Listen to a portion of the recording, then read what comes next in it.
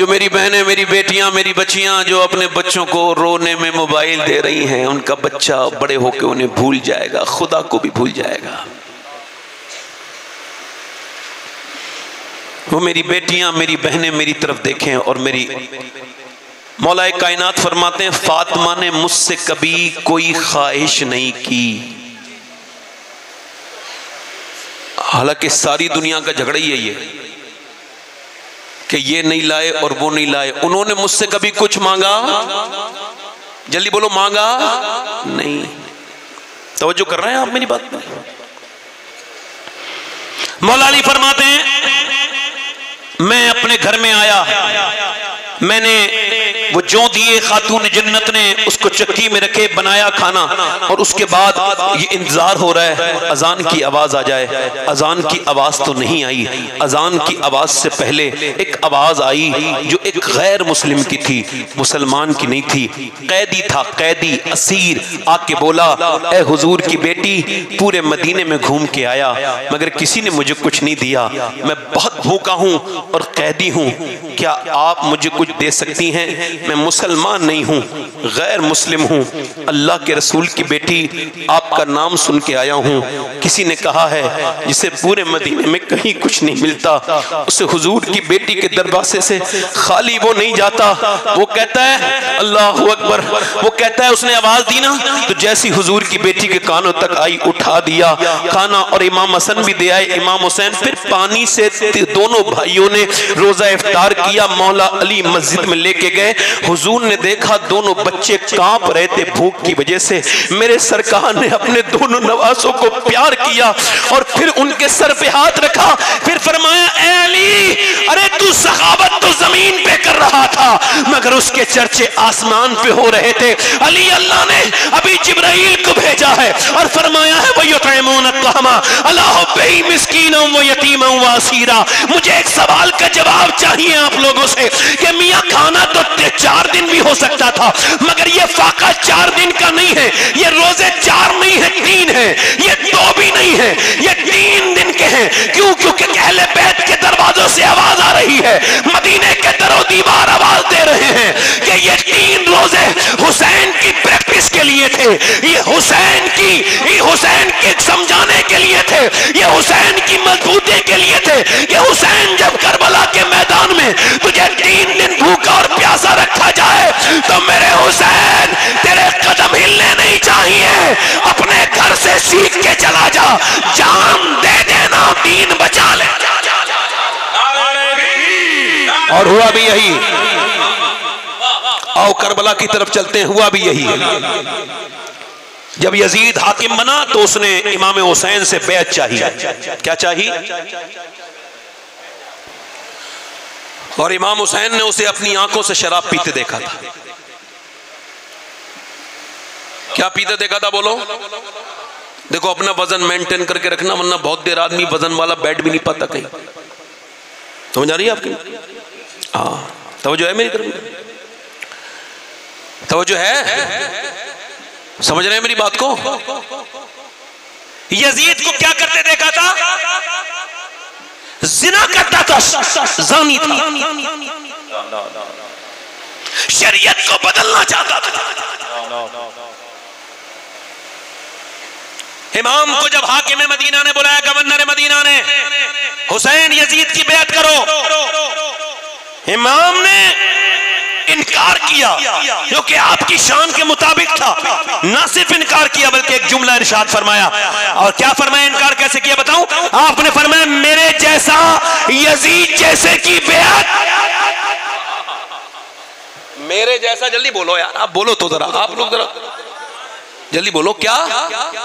मेरे जैसा, आप बोलो, आप लोग बोलो, मेरे जैसा यजीद जैसे की, मेरे जैसा, ये नहीं कहा मैं यजीद की बात नहीं कर रहा हूं, पर मैं मेरे जैसा यजीद जैसे की बेअत। इसका मतलब ये था, इमाम ये फरमा रहे थे, जो मेरे जैसा होगा वो कयामत तक यजीद जैसे की बेअत नहीं कर सकता। इससे पहले के मदीने के हालात बिगड़ते, आपने मदीना छोड़ दिया। आप चाहते नहीं थे मदीने में कोई मसला हो तो आपने मक्का आ गए, और मक्का आने के बाद फिर आपने करबला की तरफ को रुख किया जब यजीदियों की कूफियों के बड़े खतूत आए। इधर देखो, तवज्जो थोड़ा सुन लो करबला की बात। अच्छा, यजीद ने यह कहा था कि भाई हुसैन अपने मदीने में रहें, आराम से इमामत करें, तकरीर करें, जो भी करना है, मगर मेरी हाथ पर बैत कर ले, मुझे कोई मसला नहीं। मगर इमाम ने कहा कि मुझे दीन बचाना है। अगर यजीद के हाथ पे बेअत हो गई तो ये कोई किसी जालिम के खिलाफ खड़ा नहीं होगा, वो कहेगा हुसैन नहीं खड़े हुए तो हम क्या खड़े हो। आप मेरी बात समझ रहे हो? समझ रहे हो मेरी बात? नहीं। इमाम करबला के मैदान में जा रहे हैं और जरा इमाम का बयान ऐसी किया करो जैसे मैं आपको सुना रहा हूं, ऐसे नहीं कि जैसे वो घिर गए थे माज़अल्लाह कि हुसैन ने ये हो, ऐसा नहीं, जैसे मैं बयान कर रहा हूं वैसे बयान करो।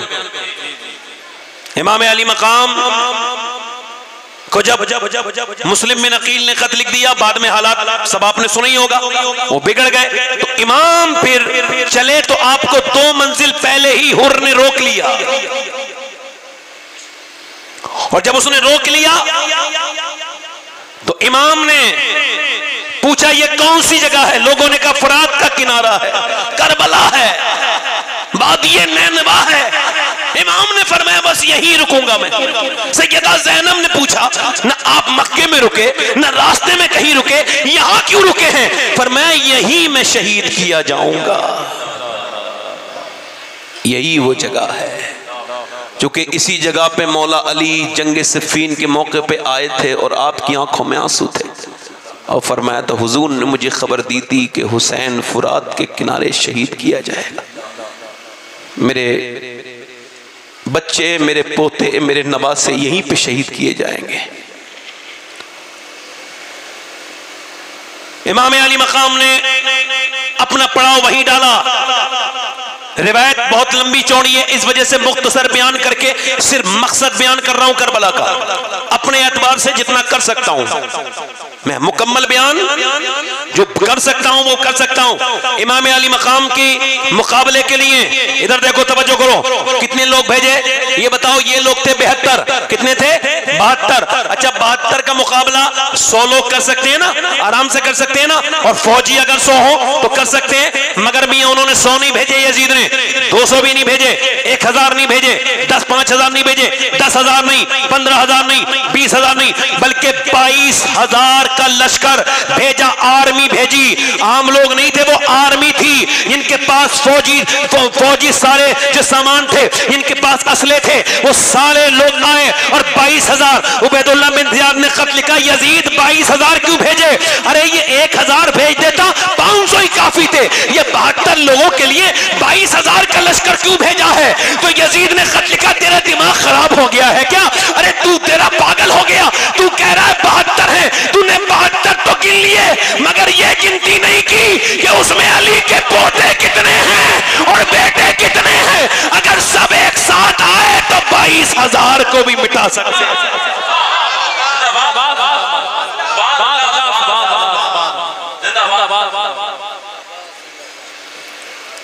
जब हुर ने देखा कि ये जंग शुरू हो गई और आज रात का वक्त है, वो रात को ही आ गए, जंग करो इमाम से, या तो बेअत करो या जंग करो।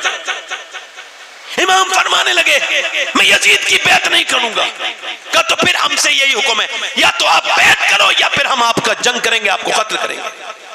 इमाम ने फरमाया रात को शाम को कौन करता है, सुबह खैर वो माने डील हो गई। रात को इमाम ने अपने 72 लोगों को समझाया, किसके? जवानों को, अपने दोस्तों को, देखो मेरे साथ मसला है, तवज्जो करना, उसमें कुछ सहाबा भी हैं। फरमाया कि मेरे साथ मसला है, हुजूर के सहाबा भी हैं, मेरे साथ मसला है, जो भी है तुम चले जाओ, और अगर शर्म आ रही है तो चिराग बुझा देता हूं। अरे दो चिराग बुझा दिया, जब चिराग जलाया तो बैठे हैं। फिर इमाम ने तकरीर की कि चले जाओ अपने घर को देखो, मुझे चाहता है यजीद, उसका तुमसे कोई मसला नहीं, तुम लोग निकल जाओ, रात का वक्त है। फिर आपने चिराग बुझाया, फिर चिराग जलाया, तो फिर वो लोग वहीं बैठे थे। फिर तीसरी मर्तबा भी यही हुआ, इमाम ने फिर चिराग जलाया, फिर बुझाया, फिर जलाया, तो उनकी की आंखों में आंसू थे। इमाम ने कहा तुम जाते क्यों नहीं? तो उन्होंने कहा हमारे बाप दादा जंगे बदर में आपके नाना को छोड़ के नहीं गए थे, हम करबला में हुसैन आपको छोड़ के नहीं जाएंगे, और हुसैन आपको छोड़ के हम जा कहां सकते हैं? आप दुनिया में भी हमारे सरदार हैं, आखिरत में भी हमारे सरदार हैं। इमाम के सामने जब वो रोए तो अब शुरू, मेरे इमाम ने कहा तो फिर मेरे आशिकों और मेरे जानिसारों जरा आसमान की तरफ चेहरा करो। लोगों ने ये नहीं कहा कि ऊपर क्या है, ऊपर तो सिर्फ कनाते लगी हुई है, कपड़ा है क्या देखें। गुलामों ने जब ऊपर किया तो इमाम ने फरमाया तो फिर मेरे ऊपर कुर्बान होने वालों, तुम जन्नत में बाद में जाना, अपनी अपनी जन्नतों के दीदार पहले ही कर लो। जब उन्होंने नजर उठाई तो सबने जन्नतों के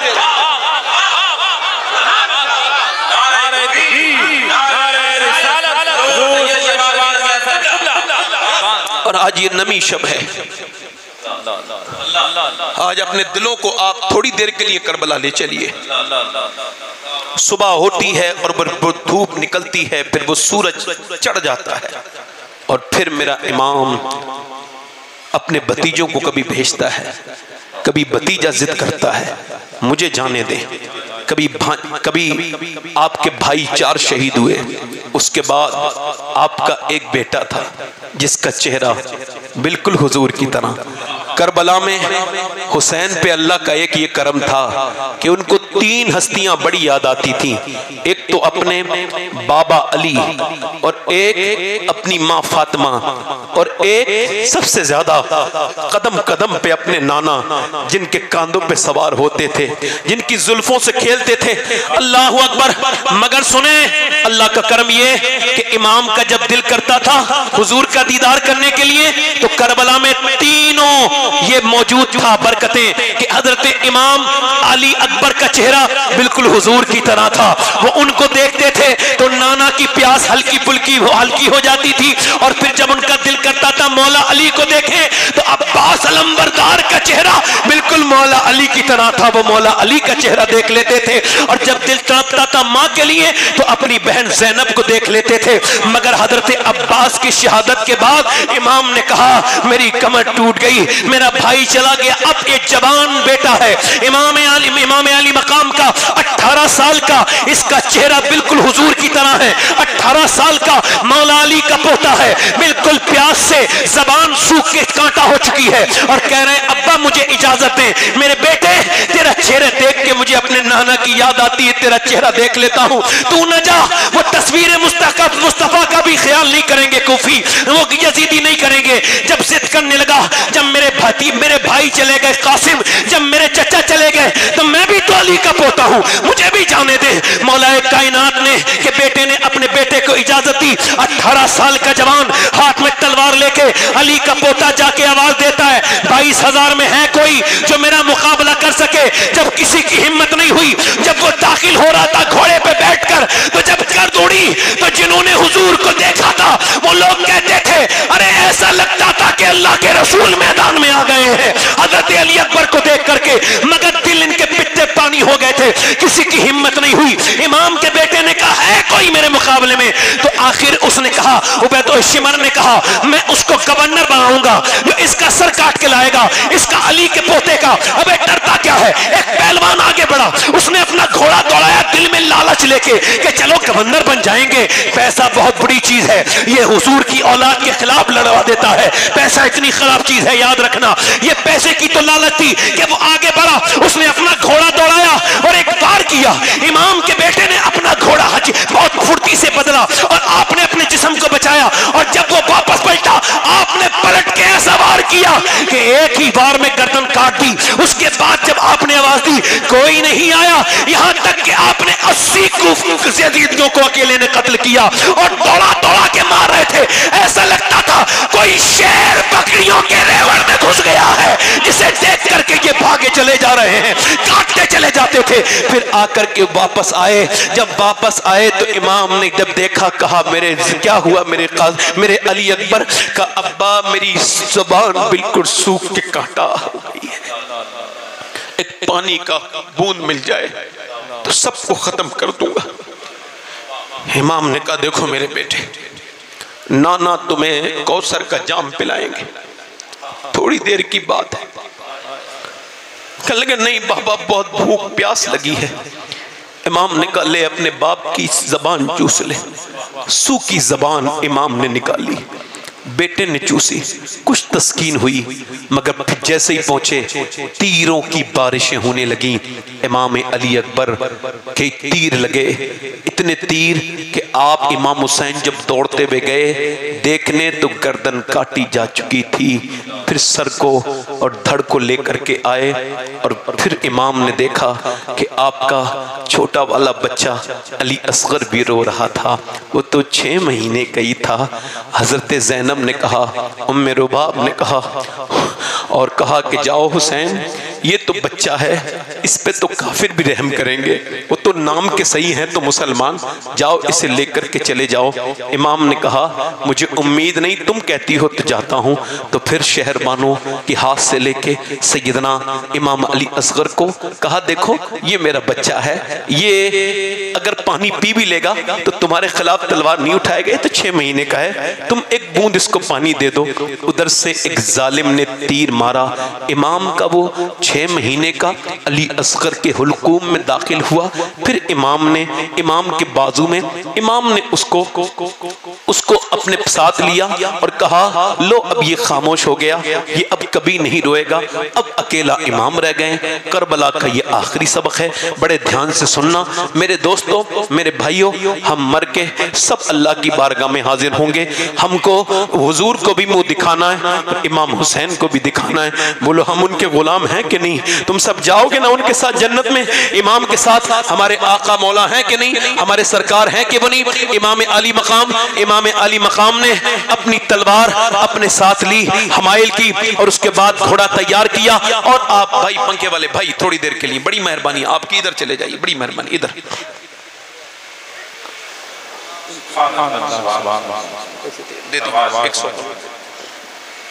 भाई आप जरा मेहरबानी करें, आप जरा ए भाई इधर जाइए, इधर आप इधर चले जाइए, तकरीर करने दीजिए। इमाम अकेले बचे हैं तन्हा करबला के मैदान में, और एक 22 साल का आपका बेटा है, उसको बुखार इतना है इमाम ज़ैनुल आबिदीन को कि वो खड़े होते हैं तो गिर जाते हैं, मगर फिर भी कह रहे हैं मुझे नहीं, तुझे अपनी खिलाफत देता हूँ, सीने से लगा के तुझे अपना नायब बनाता हूँ, तुझसे मेरी नस्ल चलेगी मेरे बेटे।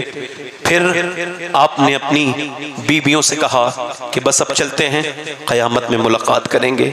और फिर उसके बाद इमाम ने अपनी बहन ज़ैनब से फरमाया, मेरी ज़ैनब, मेरी बेटी सकीना का ख्याल रखना, और मेरी बहन तुमको बड़े ख्याल रखना है, तुमको रोना नहीं है, चीखना नहीं है, चिल्लाना नहीं है। मैं जा रहा हूँ। इमाम करबला के मैदान में घोड़े पे गए तो घोड़ा रुक गया, चलता नहीं था, क्योंकि सकीना उस घोड़े को जाने नहीं देती थी। हुसैन ने उनको प्यार किया और फिर आप बाहर निकलने लगे। सैयदा ज़ैनब से आपने आखिरी अलविदाई बात सलाम किया पूरे खैमे को, और फातिमा के लाडले का आखिरी दीदार है। हश्र का हंगामा बरपा है, मियाने अहले बैत हूरें करती हैं उरूसाने शहादत का सिंगार, खूबरू दूल्हा बना है हर जवाने अहले बैत, अपना सौदा बेचकर बाजार सूना कर गए। कौन सी बस्ती बसाई ताजिराने अहले बैत, मेरा इमाम अब अकेला करबला के मैदान की तरफ गया है। मैं आप सबसे पूछना चाहता हूँ, जिसने अपने 4 भाइयों की लाशें अपने हाथों में उठाई हैं, जिसने अपने बेटों की लाशें, अपने भतीजों की लाशें उठाई हैं, जो खुद 3 दिन का भूखा प्यासा है, जिसके बच्चे भूखे प्यासे हैं, वो तलवार लेके मैदान कारजार में गया है और आवाज आ रही है कि शेर की आमद है, कि रन कांप रहा है, रन एक तरफ चढ़ के कौन कांप रहा है। आवाज दे के कहते हैं कोई माँ का बेटा जो अली की औलाद से मुकाबला करने के लिए तैयार हो। 22,000 के उन रेवड़ों में, उन कीदड़ों में कोई ऐसा माँ का बेटा न निकला जो हुसैन की तरफ बढ़ता, किसी की हिम्मत नहीं हुई। आखिर उस पे उस हुसैन ने अपनी तलवार उठाई, वो तलवार जिसने कल बद्र के मैदान में जोर दिखाए थे जब अली के हाथ में थी, आज वही तलवार हुसैन के हाथ में जोर दिखाने के लिए तैयार है। आज अली, आज हुसैन अकेला नहीं है, आज उसके नाना की दुआएं उसके साथ है। आज हुसैन अकेला नहीं है, अली की शुजाअत हुसैन का खून बन गई है। आज अली के बेटे ने 22 तुम सब मुझे बताओ, अरे अकेला 22,000 के लश्कर में जो हमला कर दे वो अली शेर खुदा का ही तो बेटा हो सकता है।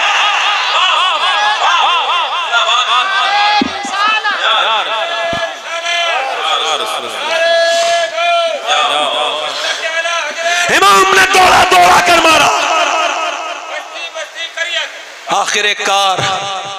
आखिरकार चूंकि बुजदिल होते हैं ना, शिमर ने कहा देर ना लगाओ, तलवार से सबको खत्म कर देगा, ये सबको खत्म कर देंगे, ये ऐसा करो तीर मारो। अब पहला तीर, ये मेरा तीर अगर आज किसी मुसलमान के लग जाए उसकी आखिरत समझ जाएगी। जो तीर मैं समझा रहा हूं, एक तीर पंग से इमाम के सीने में लगा, घोड़ा वापस पलट गया। कूफियों ने कहा क्या हुआ, ये वापस कैसे जाना है? मगर वापस गए खैमे में, आवाज दी खैमे के बाहर खड़े होके, ज़ैनब मेरी बहन। जी भाई। क्या तुम रोई थी? कहा हाँ भाई, मदीने में साथ में खेले हैं, अम्मी की गोद में साथ में खेले हैं, नाना की मदीने की मस्जिद में साथ में खेले हैं, मैं आपके साथ कूफे में रही, मक्के में रही, मदीने में। हुसैन तुम मेरे नाना की निशानी हो, आज जब आपके तीर लगा तो मैं बहन हूं तो बर्दाश्त न कर पाई। मैं सारे सुन्नियों से, गैरतमंदों से गुजारिश कर रहा हूं, इमाम का जवाब सुनना चाहते हो? क्या कहा? मेरी बहन ठीक है, मुझे खबर है तूने जितना मेरा साथ दिया है, कयामत तक कोई बहन अपने भाई का इतना साथ, तूने अपने बच्चे तक कुर्बान कर दिए मेरी ज़ैनब, मगर मेरे ज़ैनब तेरा भाई दीन बचाने आया है, घर बचाने नहीं आया। इमाम ने फरमाया मेरी ज़ैनब, नाना की हदीस है कि औरत की आवाज भी औरत है, तुझे रोना नहीं है, अभी तो मेरी सिर्फ एक तीर लगाए, अभी तुम देखोगी तुम्हारे भाई की लाश पर घोड़े दौड़ेंगे। आज मेरा भाई अपनी बहन बेटी को जब वो बेपर्दा देखता है तो वो नहीं कह सकता अपनी बहन से। इमाम ने फरमाया मेरी बहन ज़ैनब, तुम्हें पूरे खेमे का ख्याल रखना है, मेरे बाद खेमे भी जलाए जाएंगे, मेरे बाद तुम्हें आजमाइशों के साथ मदीने पहुंचना है, और जो कुछ भी गुजरी है जाके नाना के रोजे पे जाके बयान करना है।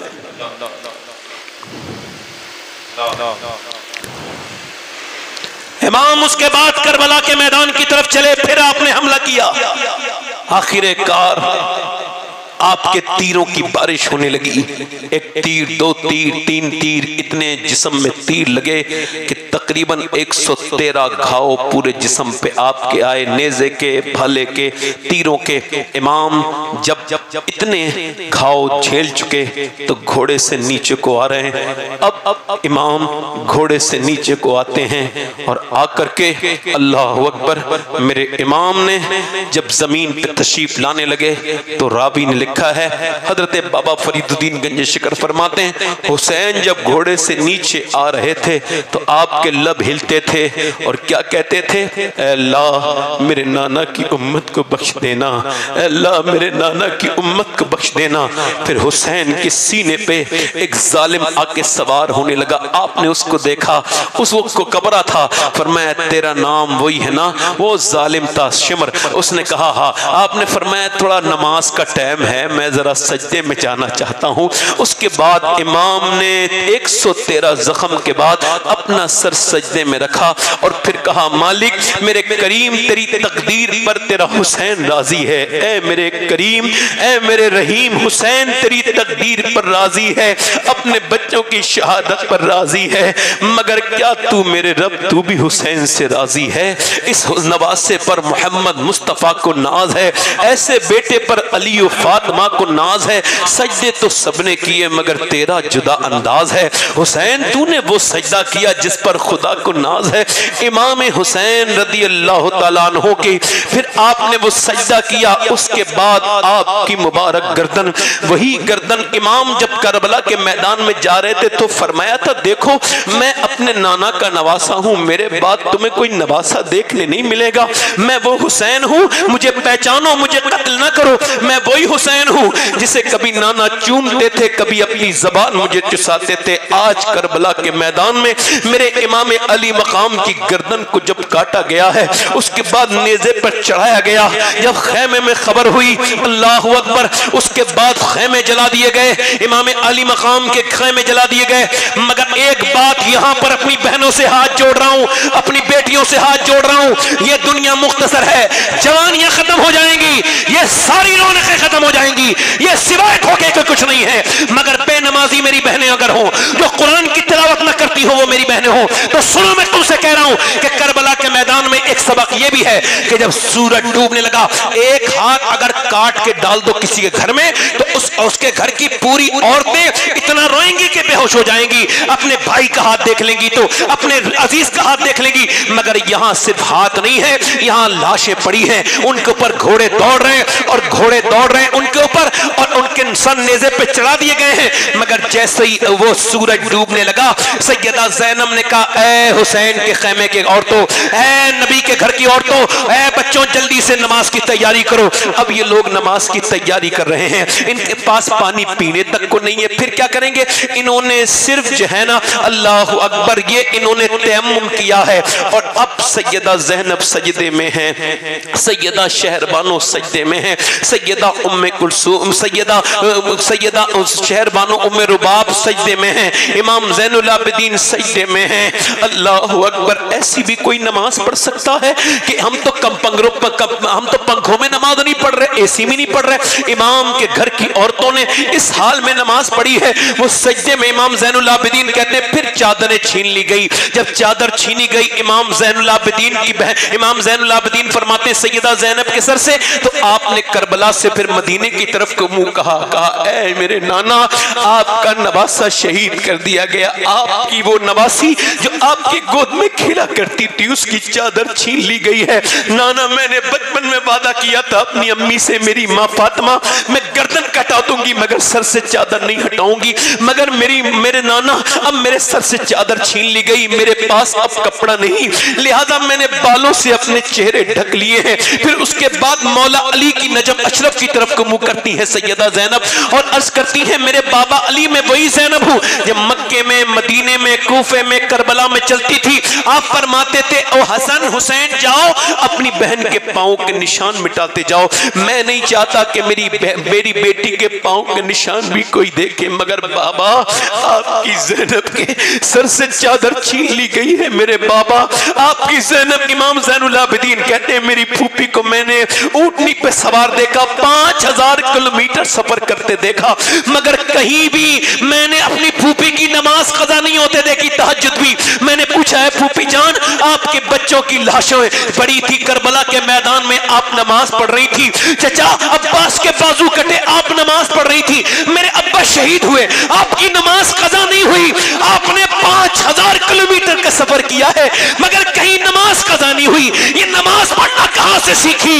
तो सैयदा ज़ैनब ने कहा, और किससे सीखी? मैंने ये नमाज का पढ़ने का तरीका अपनी माँ फातिमा से सीखा है, मैंने अपनी माँ फातिमा से सीखा है। मैं कहता हूँ उम्मत पे इसका असर अल्हम्दुलिल्लाह है। ये अलग बात है, कुछ लड़कियां आज भी जब शादी ब्याहों में जाती हैं तो भूल जाती हैं शरीयत की हुदूद को, मगर आज भी अल्लाह का शुक्र है मैं सैयद हूँ, मगर फिर भी ये वसीयत कर चुका हूँ कि जब मैं मरूं तो मेरे मरने के बाद अगर फलस्तीन की किसी बच्ची का एक जूता मिल जाए तो मुझे दफन करने से पहले कब्र के अंदर मेरे कफन के ऊपर, मेरे सीने के ऊपर वो जूता रख दिया जाए, ताकि मेरे पापी की अल्लाह, मेरे जैसे पापी को अल्लाह बख्श दे। क्यों? क्योंकि वो फलस्तीन की लड़कियां जिन्होंने ये बयान दे के दुनिया से गई हैं, उन्होंने कहा हम जब रात को सोते हैं पहले बुर्का ओढ़ते हैं, उसके बाद फिर सोते हैं। किसी ने कहा पहले क्यों? कहा पहले कुरान पढ़ते हैं फिर बुर्का ओढ़ के सो जाते हैं। कहा बुर्का ओढ़ के तो कोई नहीं सोता। कहा हम इस वजह से सोते हैं कि जब बुर्का पहन के जब हमारे यहाँ बम गिरते हैं तो घर में मलबे बन जाते हैं घर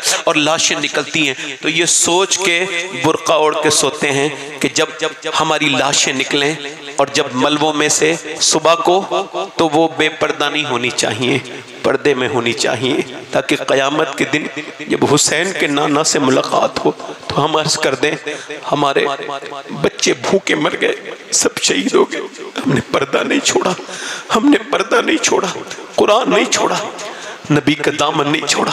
मैं अपनी बहनों से कहना चाहता हूँ, अपनी बेटियों से, मौला अली फरमाते हैं मेरी शादी हुई, मेरी बीबी फातिमा घर में आई, मैं उन्हें देख के रोने लगा। पहली बार दुल्हन को दूल्हा देख के रो रहा है। फरमाते हैं उन्होंने पूछा क्या आप इस शादी से राजी, क्यों रोते हैं? तो मैंने कहा फातिमा, जब कोई लड़की दुल्हन बनती है तो दिल में उसके ये हसरत होती है कि वो नए कपड़े अच्छे पहने, मगर मैं देख रहा हूँ आपके चेहरे पे कोई शिकन नहीं, जबान पे कोई शिकवा नहीं। आप जिस चादर में दुल्हन बन के आई हैं उसमें 17 पैमद हैं।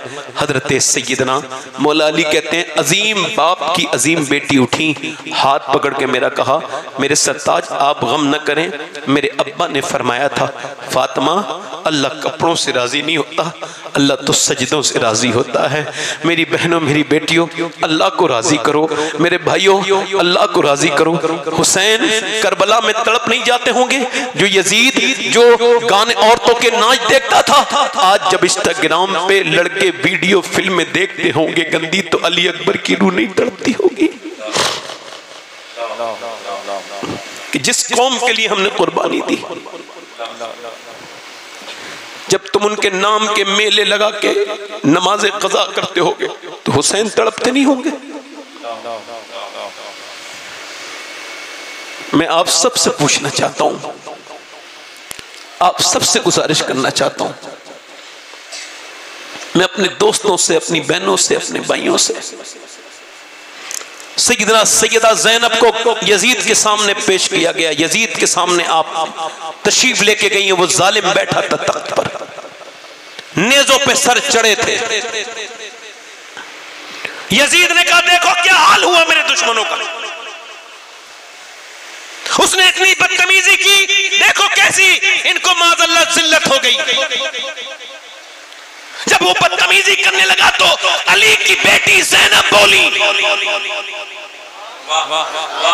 और फरमाया यजीद क्या बकवास करता है, ये अभी तख्त भी तेरा है, अभी ताज भी तेरा, ये जो भी कर ले राज भी तेरा है, मगर याद रख तू मेरे भाई को कह रहा है तेरा ये तख्त तो कुछ दिनों की कहानी है, खत्म हो जाएगा, तेरा नाम लेने वाला नहीं होगा, मगर जब भी खतीब कयामत तक मिंबर पे चढ़ेगा, खुतबा पढ़ेगा, तो मेरे नाना की भी तारीफ करेगा, मेरे भाई हुसैन की भी तारीफ करेगा।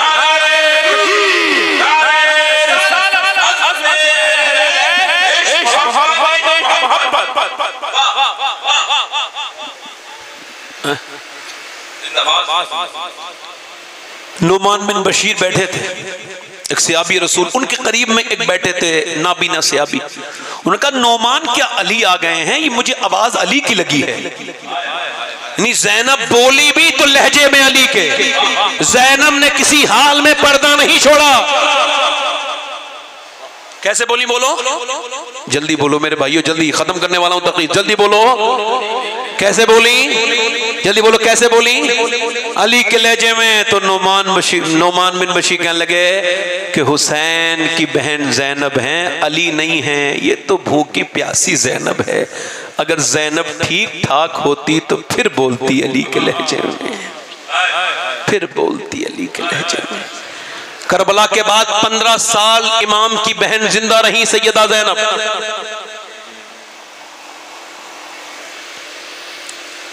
जनाब कारी मोहम्मद अली फैजी साहब तशरीफ ला रहे हैं, लोग बैठे रहें, कोई खड़ा ना हो।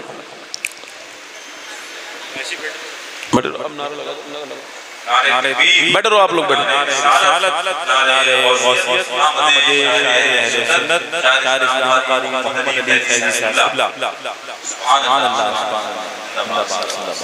आइए माशाल्लाह कारी साहब आए हैं, मैं ये भी पढ़ेंगे तो मैं भी सुनूंगा, आप भी सुनिएगा।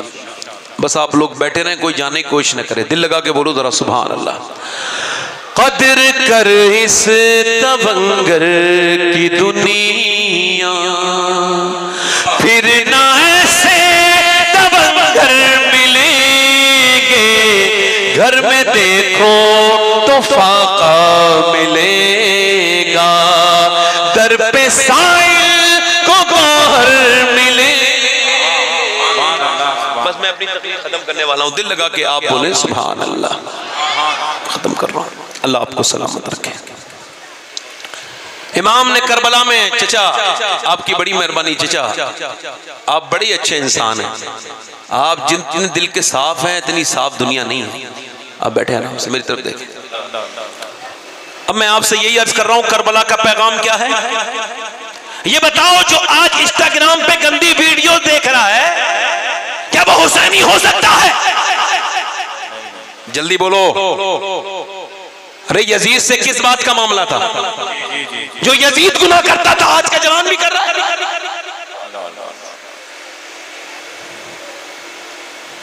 जो मेरी बेटी, जो मेरी बहन, जो मेरी बेटियां सर पे दुपट्टा नहीं रख रही, कुरान नहीं पढ़ रही, इसे पर्दे की तौफीक नहीं, क्या वो कह सकती है मैं ज़ैनब की कुर्बानी को याद रखती हूं? बस मेरे दोस्तों, मेरी तकरीर यहीं पे ख़त्म हो रही है। आपसे गुजारिश कर रहा हूँ, अपनी ज़िंदगी को तब्दील करो। मौत नज़दीक है, मरो तो बिल्कुल हुसैनी बन के मरो, सच्चे हुसैनी बन के मरो, सच्चे मुसलमान बन के मरो। इमाम ने करबला के मैदान में यही पैगाम दिया है, अपनी ज़िंदगियों को तब्दील करो। इमाम अली मकाम के इस महफिल में अपनी ज़िंदगियों को बदलो, तौबा करो। आखिरी बात मेरी यह है कि एक औरत थी, और आज जिंदगानियां जिस तरह बर्बाद हो रही हैं जिन चीज़ों से, उस पर 2 मिनट की बात कर रहा हूँ। एक औरत थी बनी इसराइल में, इतनी खूबसूरत थी, इतनी खूबसूरत थी, और वो खराब औरत भी थी कि कोई ऐसा गंदा आदमी नहीं था, कोई ऐसा नवाब नहीं था मालदार जो उसके कोठे पे आता नहीं था। उसने बड़ा सा घर बना रखा था, उसी में दिन में बैठ के सच के बैठती थी और फिर अपनी रातें बुक करती थी कई महीने तक। एक दिन एक नेक आदमी, अल्लाह का नेक बंदा गुजरा, उसकी नजर पड़ी तो वो भी फिसल गया, उसकी नजर भी उस पे खता कर गई, उसके दिल से उसका ख्याल नहीं निकला। और मुझे अल्पिसानी रहमतुल्लाह अलैह फरमाते हैं, ज़िना की शुरुआत आंखों से होती है, आंखें देखती हैं, दिल पसंद करता है और शर्मगाह इस फेले बद को कर जाती है। उसने उस पर नजर डाली, बुरी गंदी नजर, वो चला गया, मगर 1 महीने तक दुआ करता रहा, ऐ अल्लाह मुझे उस औरत से बचा ले, मगर दिमाग से ख्याल नहीं निकला। 1 महीने के बाद सब कुछ बेच के अपना उसकी फीस इकट्ठी की और उसको बुक करके आया। तेरे बगैर चैन नहीं, बता कब आना है? उसने बता दिया। वो वक्त मुकर्रर जो वक्त था उस पर पहुंच गया, कमरे के अंदर दाखिल हुआ, वो बिल्कुल तैयार थी, कपड़े पहन के बेहतरीन और अतर बन के दुल्हन बन के बैठी थी। वो आगे बढ़ रहा है, वो जवान है, वो भी आगे बढ़ रहा है, उसकी ख्वाहिशात उसके बिल्कुल उरूज पर हैं, मगर जब नेक इंसान होता है तो अल्लाह उसे गुनाहों से बचाता है। उसने आगे हाथ बढ़ाया और फिर कांप के पीछे हट गया। उसने कहा क्या हुआ? कि मैं अपने घर जा रहा हूँ, मेरी तबीयत खराब है। तबीयत तो अच्छी अच्छी की यहाँ पे सही हो जाती है आके, तू ये मुझसे बात सही बता वरना जाने नहीं दूंगी। पहले तो आया क्यों और जा क्यों रहा है? का पूछना चाहती है? हाँ तो सही बात बताऊं? कहाँ? बस तुझे हाथ लगा रहा तो ये ख्याल आ गया कि जब तुझे हाथ लगा रहा हूँ तब भी अल्लाह देख रहा है, और जब मैं रात सजदे में सर रखता हूँ तब भी अल्लाह देखता है। बस ये सोच के मैंने हट गया, ये कह के वो रोता हुआ वापस चला गया। औरत के दिल में बात लग गई, उसने कहा मैं तौबा करूंगी, सारे ग्राहक कैंसिल। हज़रत मूसा की तकरीर कर रहे थे, किसी ने कहा जाओ चली जाओ। जैसे अब महफिल में आके कोई आदमी बेवकूफ आके कह दे कि फला एक फाहिशा मुझसे मिलना चाहती है, तो मैं भी उससे ये कहूंगा क्या बदतमीजी कर रहे हो, मैं उससे क्यों मिलूं? एक आदमी आके बोला फला औरत आपसे मिलना चाहती है, हज़रत मूसा डांटा, मुझसे क्यों मिलेगी, भागो से, भगाओ से, मैं क्यों मिलूं उससे? जब ऐसे डांट दिया, वो सुन रही थी, चली गई, दरवाजा बंद करके रोने लगी। मालिक मूसा ने तो भगा दिया, मैं इतनी गुनहगार हूं, मगर ये बता तू भगाएगा तो कहां जाऊंगी? जमी भी खुदा की, जमा भी खुदा का, मकीन मकान ला मकान भी खुदा का, गुनाहगार बंदे कहाँ जा सकेंगे खुदा की खुदाई से बाहर निकल के। रो के बोली मालिक बड़ी मैंने जिंदगियां बर्बाद की हैं, बड़े खताएं की हैं, मुझे माफ कर दे। मूसा ने भगा दिया, तू मुझे अपनी बंदगी लिस्ट में से ना निकालना, मुझे माफ कर देना। फूट फूट के रोई, इतना रोई कि पूरा चेहरा भीग गया आंसुओं से, और रोते रोते उसके दरवाजे पे दस्तक हुई तो समझ गई कोई ग्राहक आया है। कह लगी मालिक मैं दरवाजा नहीं खोलूंगी, मेरा कोई बदतमीज आदमी आया होगा, मुझे फिर गंदा करेगा। फिर उसने दरवाजे पे दस्तक दी जब कई मर्तबा, तो सोचा दरवाजा तोड़ न दे। जैसे ही दरवाजा खोला सामने हजरत मूसा अलैहिस्सलाम खड़े थे। कहने लगे आप क्यों आए हैं, आपने तो मुझे भगा दिया था। औरत कहने लगी तो हजरत मूसा बोले मुझे क्या खबर थी, अभी मुझे रब ने भेजा है और कहा है जा मूसा वो जो औरत रो रही है मेरी बंदी, उससे कहना उसके आंसुओं को उसके रब ने कबूल कर लिया है, उसके सारे गुनाह माफ कर दिए हैं। अल्लाह अकबर। वो रो के बोली क्या एक बार में मेरी जैसी पापन के गुनाह एक बार में माफ कर दिए? कहने लगे हाँ एक बार में माफ कर दिए, एक बार में। क्या वो इतना मेहरबान है? हाँ। तो फिर ये काम धंधा छोड़ के मैं जा रही हूँ, उसी आदमी की तलाश में चली गई जिसने उसके घर पे आके उसको ये तालीम दी थी। उसके दरवाजे पे पहुंची, कई महीने में मिला तो वो इसे देख के ही बेहोश हो गया। मालिक एक दिन आई थी, हाथ तक नहीं लगाया और ये हाल हो गया। मेरे परवरदिगार अपने कर्म से मुझे माफ कर दे। बेहोश हो गया, गिर गया, मर गया। पूरी कहानी सुनी। उसके छोटे भाई से इसकी शादी कर दी गई, इसके 7 बच्चे हुए। अल्लाह ने 7 को अपना वली बना लिया। अल्लाह ऐसा करम करने वाला है। आज नौजवान जो रातों को तन्हाइयों में जिन्होंने अपनी जिंदगियां बर्बाद की हैं, आज हुसैन के सदक़े में आज तौबा करने का वक्त है। आज वो अपने रब से कहें कि मालिक हमको माफ कर दे। एक सिहाबी रसूल हुजूर की बारगाह में आया, उसने आकर के कहा या रसूल अल्लाह मैंने फला गुनाह किया है, यानी मैंने जिना किया है, मैं अल्लाह मुझे माफ करेगा? हुजूर ने उससे कहा हाँ अल्लाह तुझे माफ करेगा, मगर उस पे आपने एक हद भी कायम करवाई। मगर उसने पूछा हुजूर हद तो कायम आप मुझ पे कराइए, मगर मुझे ये जवाब दे दीजिए क्या मैं जब गुनाह कर रहा था तो क्या अल्लाह मुझे देख रहा था? हुजूर ने फरमाया था हाँ देख रहा था। ये कह के बोला फिर मेरी हिम्मत कैसे हुई कि मैंने गुनाह कर लिया? वो गिरा और इंतकाल कर गया खौफे खुदा से।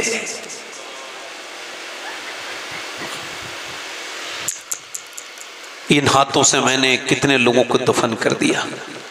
जो इस साल है ना उसमें से कितने लोग अगले साल की महफिल में नहीं होंगे, बुरा ना मानना। आज इस चौराहे पे मैं तकरीर कर रहा हूं, कल अगर अल्लाह ने सब कुछ सलामत रखा तो यहां कोई और तकरीर करने आएगा और मैं कब्र के अंधेरी में चला जाऊंगा। मौला अली फरमाते हैं तू तो मौत को याद भी नहीं करना चाहता, तुझे डर लगता है कब्र से, तो कहता है कोई और बात कर दे। ये बता जब मौत के जिक्र से तू इतना डरता है तो फिर मौत आएगी तो कैसे मरेगा? अच्छा ये बताओ, कुछ लड़के नाचते नाचते मर जाते हैं, मौत का फरिश्ता आता है तो वो कहता है एक दिन का मौका दे दे, जिसकी रूह निकलने वाली होती है वो कहता है तूने सारे दिन बर्बाद कर दिए, कुछ सातें कुछ तूने सारी सातें बर्बाद कर दी। गौसे आजम फरमाते हैं मौत सुनो जिस मौत हाल बदलने देती नहीं है, जरा सब लोग बोलो मौत हाल बदलने, जल्दी बोलो मौत। गौस पाक का फरमान दोहराओ, मौत हाल बदलने नहीं देती है। जिस हाल में मरना चाहते हो उसी हाल में जीना शुरू कर दो। अब वो जो फिल्म देख देख के सो रहा है वो फिल्म देख देख के मरेगा, जो गंदी निगाहें कर करके जिंदगी जी रहा है वो गंदी निगाहें लेकर के जाएगा, जो बेनमाजी है अल्लाह का दुश्मन है वो बेनमाजी होके मरेगा, और वो जो अपने माँ बाप को सता रहा है वो माँ बाप का नाफरमान बन के मरेगा। मगर जो नमाजें पढ़ रहा है इंशाअल्लाह नमाजें पढ़ के मरेगा, नमाजी बन के मरेगा। जो माँ बाप को राजी कर रहा है इंशाअल्लाह जन्नती बनेगा। जो अपनी निगाहों को पाकीज़ा कर रहा है, आज के जमाने में वली है वो अल्लाह का, जो अपनी निगाहों की हिफाजत कर रहा है वो इंशाअल्लाह वो जन्नत में जाएगा। मगर खुदा की कसम अपनी आंखें इतनी गंदी ना करो कि मौत के वक्त में तुम्हें कलमा भी याद न रहे। इतनी फिल्में ना देखो नौजवानों कि तुम्हारी जिंदगियां बर्बाद हो जाएं। इमाम हुसैन की करबला से आवाज आ रही है कि यजीद की तरह जिंदगी ना गुजारो, जिंदगी गुजारनी है तो हुसैन इब्ने अली की तरह जिंदगी गुजारो, अपनी निगाहों को पाकीज़ा बनाओ, अपने माँ बापों को जो है वो अपने माँ बाप का ख्याल रखो। ऐसे न मरो कि तुम्हें कलमा याद ना आए, ऐसे न मरो कि तुम्हें दूसरे कलमा याद दिलाएं। मरना है तो ऐसे मरो कि बरेली की सरजमीन पे 92 साल का एक बुजुर्ग है, उसके इंतकाल का वक्त करीब है, वो मगरिब के बाद बेहोश हो गया है, और जब उसको होश आया है तो उस बुजुर्ग ने पहला सवाल ये पूछा है, ये बताओ क्या मैंने नमाज पढ़ी है? रात के 12 बजे मुरीदों ने कहा नहीं अभी नहीं पढ़ी। कहा तो फिर वुजू कराइए। उठने की ताकत नहीं, वुजू कराया गया, खड़े होने की ताकत नहीं है, 92 साल की उम्र है, मगर जब खड़ा कर दिया नमाज में तो फिर 40 मिनट बगैर किसी मदद के नमाज पढ़ी, आराम से सजदा भी किया, आराम से रुकू भी किया। अपनी जिंदगी की आखिरी नमाज 40 मिनट तकरीबन पढ़ी, आराम से सजदा, आराम से रुकू, आराम से कयाम, आराम से सजदा, आराम से जलसा, जहां भी जो भी नमाज पढ़ी है। उसके बाद बड़े इत्मीनान से अपने बिस्तर पे लेटे हैं और फरमाया लोगों मेरी तरफ से किसी को कोई तकलीफ पहुंची हो तो माजरत चाहता हूं, माफी चाहता हूं, और लोगों पढ़ो कलमा, पढ़ो कलमा। कहा कहो पढ़ो कलमा। अब सारे लोगों ने कलमा पढ़ा और आपने भी कलमा पढ़ा और ये गए और वो गए। अरे आपने दुनिया को ये बताया ऐसा कलमा ना पढ़ो कि तुम्हें मरते वक्त दुनिया कलमा याद दिलाए, ऐसा कलमा पढ़ो कि जब तुम मर रहे हो तो जिंदा लोगों को कलमा याद करा के चले जाओ। सुनो उस अजीम हस्ती का नाम आला हजरत का शहजादा हुजूर मुफ्ती आज़म हिंद था, जिसने कहा था मेरे अमाल का बदला तो जहन्नम ही था, मैं तो जाता मुझे सरकार ने जाने न दिया। कितने लोग हैं हुसैन के नाम पे जान देने वाले? हाथ उठा के बताएं। तकरीर मेरी खत्म। हाथ जान दे देंगे दोनों हाथ उठा के बोले बस खत्म कर रहा हूँ, तो 5-10 मिनट ज्यादा हो गए, माफ। नीचे हाथ करें। जो जान दे सकता है कुछ भी कर सकता है ना, कुछ भी कर सकता है ना, कुछ भी कर सकता है। नौजवानों हुसैन करबला से देख रहे हैं ना, हम सबको देख रहे हैं ना, ईमान है हमारा नहीं देख रहे हैं ना हुसैन, तो जो जान दे सकता है वो कुछ भी कर सकता है ना। तो कितने नौजवान ऐसे हैं जो आज से इस महफिल में खड़े हो जाएं और कहें आज से हम दाढ़ी भी जान भी दे सकते हैं और पूरी दाढ़ी भी रखा सकते हैं, इस महफिल में खड़े हो जाएं। कौन है हुसैन का आशिक जो आज से पूरी दाढ़ी रखाएगा? इस महफिल में खड़े हो जाए। और कोई है? खड़ा हो जाए, खड़े हो जाओ, पूरी दाढ़ी रखाने वाला खड़ा हो जाए। इधर कोई है आशिक रसूल हुसैन के नाम पे जो आज से पूरी दाढ़ी रखाए? कोई आशिक रसूल है? और इस महफिल में कोई और है? ये 2 हो गए। तीसरा कोई आशिक रसूल है जो खड़ा हो वो हाथ खड़ा कर सकता है? जो खड़ा हो और दाढ़ी रखाना चाहे तो हाथ खड़ा कर सकता है, जो खड़ा है वो खड़ा रहे। 2 आशिक रसूल हैं बस हुसैन के मानने वाले। तीसरा कोई है जो सुन्नत रसूल रखाने के लिए खड़ा हो? खड़े रहना भाई। सुनो, अच्छी लड़की से शादी करनी है तो शादी से पहले दाढ़ी रखा लो। बिगड़ी हुई लड़कियों से बच जाओगे, क्योंकि कोई भी खराब और बिगड़ी हुई लड़की दाढ़ी वाला पसंद नहीं करती। दाढ़ी वाला वही पसंद करती है जिसे मदीने वाला पसंद हो। है कोई हुसैन का आशिक इस महफिल में जो सुन्नत रसूल के लिए खड़ा हो जाए? 2 आशिक रसूल खड़े हुए हैं माशाअल्लाह। वो बच्चा माशाअल्लाह रो रहा है खड़ा हुआ, मगर ये हुसैन की मोहब्बत का असर है, जिसके दिल पे आ जाए। याद रखो अगर उठ गई एक नजर, जितने खाली हैं सब जाम। एक आशिक रसूल, कोई आशिक रसूल है इस महफिल में? भाई 2 ही हैं। मैं तो समझ रहा था कम से कम 10 तो हो ही जाएंगे इमाम हुसैन की 10वीं के सदक़े में, मगर ये तो 2 ही हुए हैं। इधर से है कोई नौजवान सुन्नत रसूल वाला? इधर है कोई? देखें कितनी पब्लिक है माशाअल्लाह। और ये हुसैन की महफिल है, इन्होंने शहादत हुसैन सुनी है, मगर हमारे दिल इतने सख्त हैं कि हम अब नेक बनना नहीं चाह रहे हैं। यहूदियों के चेहरे हैं, नसरानियों के चेहरे पसंद हैं, हुजूर की सुन्नत पसंद नहीं है। भाई खड़े रहो भाई 1 मिनट, हो सकता है आपको देख के किसी की गैरत जाग जाए, कोई दीवाना हो जो खड़ा हो जाए। कोई है आशिक रसूल नौजवान? और हमारी बरेली इलाके में, मुरादाबाद इलाके में तकरीरें सुनते बहुत अच्छा है, मगर ये बरकत वाले काम कुछ कमी हो। दो आशिक रसूल खड़े हुए हैं भाई, मेरे लिए तो काफी है। मगर मैं तो आपके ऊपर अफसोस कर रहा हूं कि मुफ्ती आजम के कदम यहां पड़े हैं जो दाढ़ी के मुबल्लिग थे, उनके हर मुरीद के दाढ़ी देखी है ना। है कोई आशिक रसूल, आखिरी बार कह रहा हूं, हुजूर मुफ्ती आजम हिंद का दीवाना, जो तीसरा आशिक रसूल खड़ा हो जाए सुन्नत रसूल के लिए। कितनी महफिल में इधर कोई है?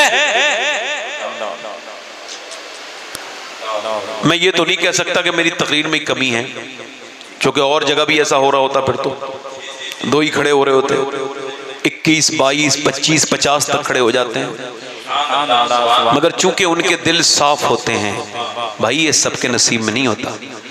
मगर मैं कमजोर मुबल्लिग नहीं, दुआ फिर भी करूंगा अल्लाह आपको तौफीक अता करे। इतनी बहुत सी पब्लिक है मगर माशाअल्लाह ये दो ही लोग हैं। चलो अल्लाह ताला आपको बरकत दे, बैठ जाए, बड़ी मेहरबानी। मैं आपसे उम्मीद अभी नहीं तोड़ूंगा इंशाअल्लाह। नमाज की पाबंदी का इरादा करें इंशाअल्लाह। इमाम हुसैन के इस जिक्र की बरकत से जो आज से नमाज की पाबंदी करे वो दोनों हाथ उठा के वादा करे, इरादा करे, बल्कि इंशाअल्लाह नमाज पढ़ेंगे। दोनों हाथ उठा के बताएं, अपनी बहन बेटी को पर्दे के लिए कहेंगे इंशाअल्लाह, दोनों हाथ उठा के बोलो इंशाअल्लाह। इंशाअल्लाह मसल के आला आदत पे सख्ती से कायम रहेंगे इंशाअल्लाह। बेअदब गुस्ताख फिरकों को सुना दे एहसन, बेअदब गुस्ताख फिरके को सुना दे एहसन, यूं कहा करते हैं सुन्नी दास्तान अहले बैत, वयतअमून अत्ताम अला हुब्बिही मिस्कीना व यतीमा व असीरा। सदक़ल्लाहुल अज़ीम। अस्सलामु अलैकुम व रहमतुल्लाहि व बरकातहू। आप लोग आराम से बैठे रहें, मोहम्मद अली फैजी साहब पढ़ेंगे, कोई उठ के ना जाए।